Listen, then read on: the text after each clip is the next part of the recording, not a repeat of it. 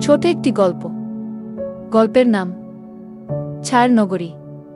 এক গা ছমছমে রহস্য ও আত্মার কাহিনী। ছায়ার শহর নতুন সংস্করণ। ময়মনসিংহ শহরের শেষ সীমানায় এক পরিত্যক্ত গ্রাম ছায়ানগর।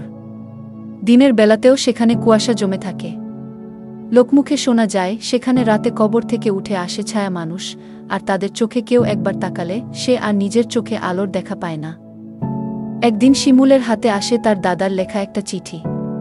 চিঠিতে লেখা ছিল, ছায়ানগরের পুরনো কবরস্থানে লুকিয়ে আছে এমন এক দুনিয়ার দরজা, যেখানে সময় থেমে আছে আর সত্য লুকিয়ে আছে অন্ধকারের গভীরে। তুই পারবি সেটা খুঁজে পেতে? শিমুল কিছুতেই নিজেকে ধরে রাখতে পারে না। সে এক রাতে পকেটে একটা টর্চলাইট আর দাদার চিঠি নিয়ে চলে যায় ছায়ানগরের উদ্দেশ্যে। কবরস্থানে ঢুকতেই সে টের পায় যেন কেউ তার পেছনে পায়ে পায়ে হাঁটছে।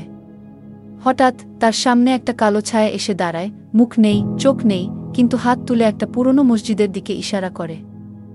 মসজিদটার ভেতরে ঢুকে শিমুল দেখে ভাঙাচোরা মিম্বর, ধুলোয় ঢাকা কোরআনের পাতা, আর এক কোণে ছোট্ট একটা দরজা। দরজাটা খুলতেই নেমে গেছে নিচে পাতালের মতো।